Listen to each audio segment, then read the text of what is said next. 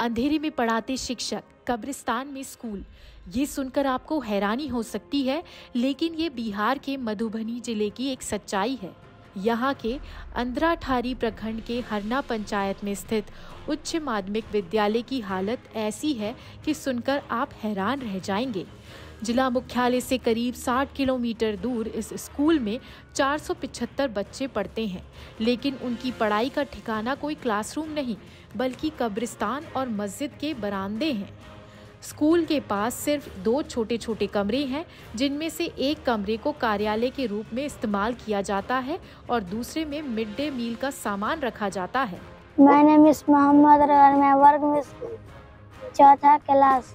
हम लोग को कब्रिस्तान के कबर पर पढ़ते हैं और खाना भोजन भी उसी के पास करते हैं। बाथरूम लगता है तो घर जाते हैं, और धूप लगती है तो बहुत दिक्कत पड़ती है, बारिश होती है तो छुट्टी हो जाती है। My name is Mohammad Salman.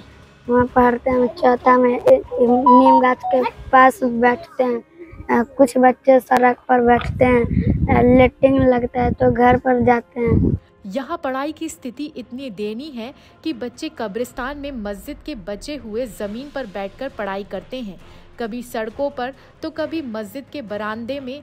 जहाँ जगह मिली वहीं पढ़ाई शुरू हो जाती है। स्कूल के प्रिंसिपल जगन्नाथ पासवान भी इसे लेकर काफ़ी चिंतित हैं।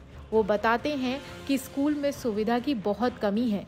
कई बार अधिकारियों से शिकायत की गई, लेकिन नतीजा कुछ नहीं निकला। मेरा नाम जगन्नाथ पासवान, प्रभारी प्रधानाध्यापक, राजकीय उत्कृष्ट मध्य विद्यालय हरना उर्दू, प्रखंड अंद्राठारी। समस्या यह है, मेरे यहाँ सबसे बड़ी समस्या है, यहाँ रूम 2 ही है। बच्चे की 1 से 8 तक पढ़ाई होती है। नामांकन छात्र छात्रा है 295 है, और यहाँ बैठने का बहुत दिक्कत होता है। 2 रूम है और 4 फीट जो है नीचे हो गया, रोड से नीचे। बरसात में पानी रूम में चला जाता है, गर्मी में दिक्कत होता है। खाना बनाने के लिए जो है बरामदे पर खाना बनाया जाता है, और बच्चे सबको मस्जिद गेट पर और बगल के नीम के पेड़ के नीचे रोड के किनारे बैठाते हैं। काफ़ी कठिनाई होती है। कब्रिस्तान के बगल में रोड है, उस पर बैठा कर खाना खिलाना पड़ता है। कब्रिस्तान में एक नीम का पेड़ है, उसके नीचे भी बैठकर पढ़ाना पड़ता है। 2-3 क्लास को वहाँ बैठाना पड़ता है।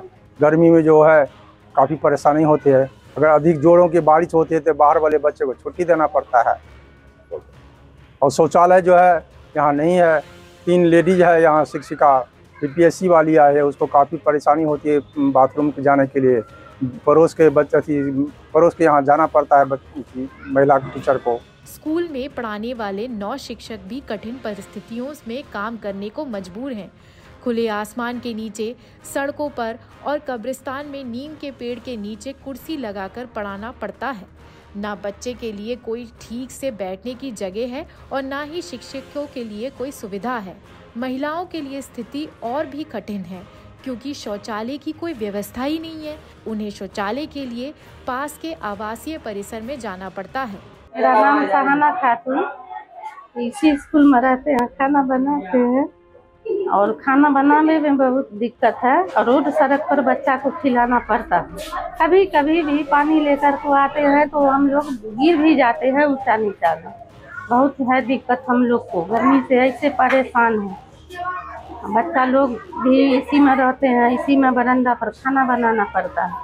लमसम 300 बच्चा का खाना बनाना पड़ता है। इतना ही सा जगह में बच्चा भी पड़ता है, थोड़ा सा जगह में खाना भी बनाना पड़ता है।